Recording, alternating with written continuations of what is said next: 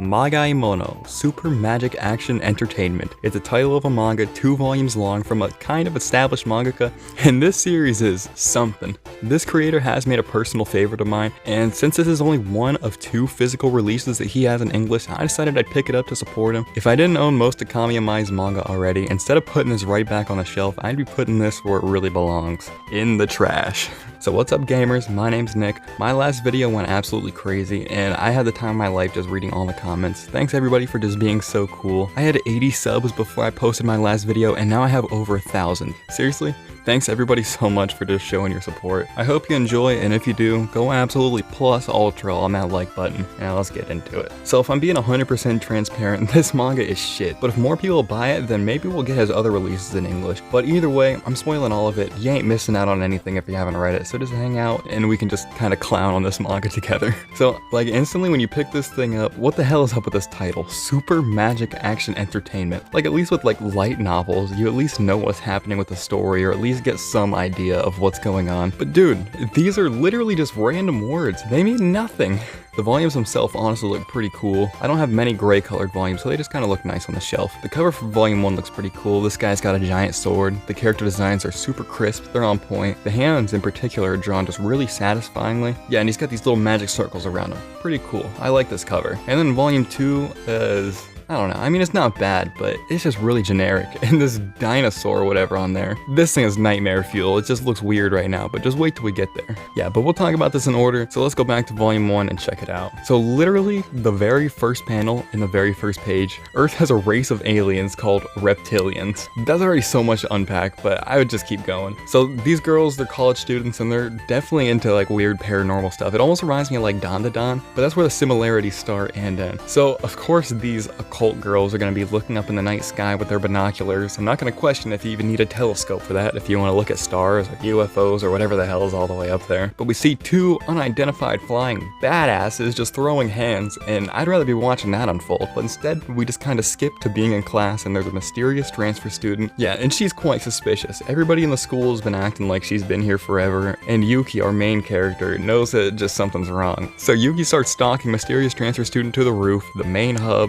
the absolute stomping grounds for any proper mysterious transfer student. And of course this lady is weird and she instantly just starts using magic and summons a head to start talking to. And this lady's name is Fornay, and she's telling this guy Oga, or right now he's just a head, but she just says that there's something hidden in the professor's office. So there you go, now we're just kind of forcing some plot in there really quick. So Yuki decides to go and stake out this place from inside a box inside this professor's office, and just to see some weird shit happen. I guess just be careful what you wish for, right? Professor comes in, of course, in the middle of the night. He grabs a weird statue, and apparently it's the manga's namesake, the Manga Mono. So right then, Fornay and then the Oga guy, the head she was just talking to, they both come onto the scene. And instantly the professor just turns into a reptilian with laser eyes and starts fighting. It's weird, but it's honestly pretty cool. The pages are filled up with like debris flying everywhere, and it really helps just like feel the impact of all these attacks and stuff. Yuki is just sitting in this box watching this all unfold. Her leg starts bleeding because she gets hit. The Manga Mono thing breaks, the professor gets his head cut off, and then this broken Manga Mono gets stuck inside Yuki's leg, and instantly the girl starts turning into like a giant bag of meat. And the design is really weird and disgusting, but I guess it's cool, you know? But I don't think I can look at her the same again after this. She starts attacking Oga and Fornay in this disgusting form. Then instantly just time skips, and then Yuki is being operated on a table trying to get this thing removed. I guess so that she's not a flesh creature anymore. Yeah, and just like on the cover, this guy Oga has these magic circles on his finger, and each one of them have like a different ability, and I guess the middle finger can help find these Manga Monos that's inside of her. And all I'll say is that it's in a very strange spot, and it just gets very weird very fast. Oh, but as soon as it does, the Black Blades show up. Nope, this is not the FBI, but they look pretty close, and they got a really hardcore name. These guys just want the statue. One of these Black Blade members has these powers because they fused with a Manga Mono or something. It's the same thing we pulled out of Yuki's leg. I'll skip through the fighting, but I definitely am a big fan of just the way the fights play out. All of them are super cool and super interesting. I cannot get bored here.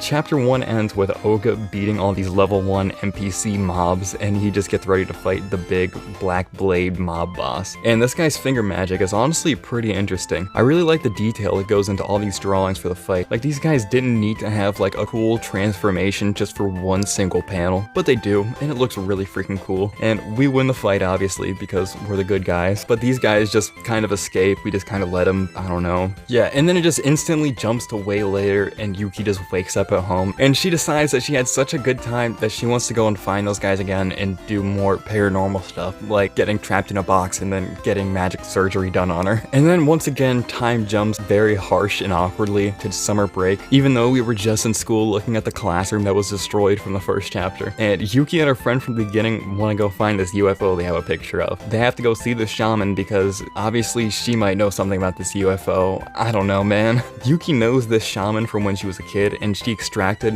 one of these kind of Manga things from her, and she just like awakens that memory when she starts thinking about the shaman lady. And I don't know, personally I'd be traumatized if I had this thing in my body, but no, this was the thing that made her fall in love with the paranormal stuff. It's very weird. Yeah, the backstory gets very weird and very convoluted. The shaman lady is in with the black blades and also like a George Bush or something. Why does he look so creepy? And surprisingly, these guys know about the UFO, and apparently it's a big deal because UFOs can't be real. And instantly, we just start flying over there to go deal with it, just leaving Yuki's friend behind, and this character has done literally nothing. And up until the end, she does nothing at all in the story. She shows up one more random time after this and literally serves no greater purpose. So 2 pages later, after we take off, the UFO begins breaking through the clouds, and a bunch of small UFOs start coming out of the big UFO. Of course, it's being controlled by one of these black blade bad guys, and the relationship between them is just weird. And when Yuki got that Manga thing taken out of her as a kid from that shaman lady, there was like a black blade member there, and he picked it up and touched it, and now he's like fused with it. It's so weird, and this honestly feels like a Junji Ito levels of body horror, and I really don't know how to feel about it. Maybe that's the point of like this gross body horror stuff, like drawing something that makes you physically cringe.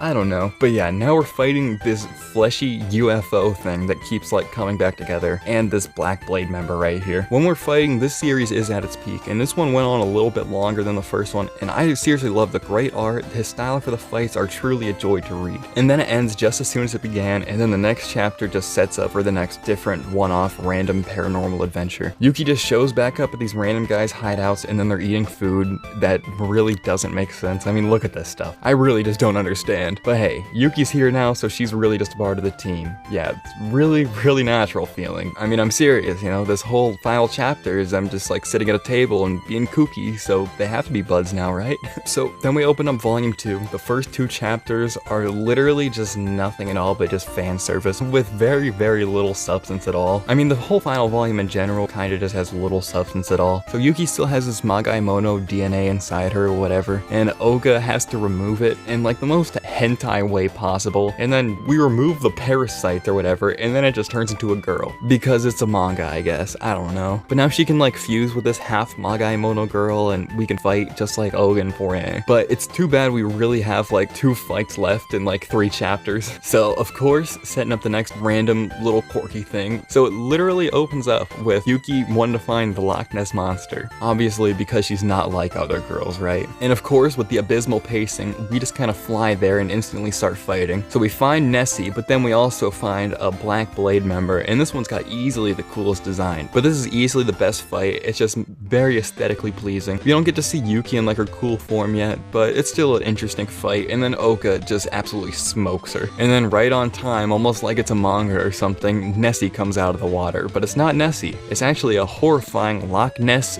fucking fetus monster. This is literally horrifying, but it doesn't take long until we send this fucker right back to hell where it came from. And then instantly, without giving you a chance to breathe, literally out of nowhere, this guy appears. And this is the final boss on our adventure. And we beat him in the span of literally a few pages. What a climactic final battle. And I love Oga. This guy always has some badass one-liners, but it's sad that this is the last one we're ever gonna get. Enjoy hell, shitface.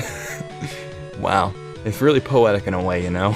Alright, now you ready for the ending? Here it comes. This is the entire ending, epilogue, whatever you want to call it. The main three get randomly transported to a spaceship with zero explanation. With no explanation, a guy says, down this hallway, you will find a gate that leads to a whole new world that you haven't seen. And I guess it's just like a portal or something, I don't fucking know. And then before you can even blink, they're running off into the distance for a battle that we'll never see in truly canceled manga fashion. Yeah, but this manga's not the best. It's only 2 volumes long. It fits a whole lot in this short little run. It definitely wasn't a waste of time. The character designs are clean, the fights are genuinely great, and he has a really cool style about him, especially during the action, that I haven't seen really emulated anywhere else. It's weird like Dandadan and it's disgusting like Junji Ito, and those are the only kind of things that I can even compare this to. It's way too fast-paced where it doesn't need to be, and then it's way too dragged out where it obviously doesn't need it. The plot is just way too convoluted, and all these situations just feel really forced, but for some reason, if you plan on buying this manga because I talked about it, take a picture on Twitter and then at the publishers and me. I mean, I've seen this happen, and then it just goes a really long. It could help me out a lot, and it could help the mangaka out a lot, and I seriously just want his other things printed in English. I'm not sure how this is gonna come out, but I hope you enjoy, and seriously, thank you guys all for watching. And just like every other video, I'm just hanging out and talking about the things I like. It's just not many people that want to listen to me talk about this stuff in the real world, so here I am, and thank you guys so much for listening. I'm seriously grateful that anybody even wants to hang out and listen to what I have to say. My last video seriously blew up just beyond what I ever thought it ever could. Thank you guys all so much for showing your support. Everybody in the comments was just being so nice and just being so cool to me. I feel a lot of pressure coming off this, like I hope I can keep up the quality,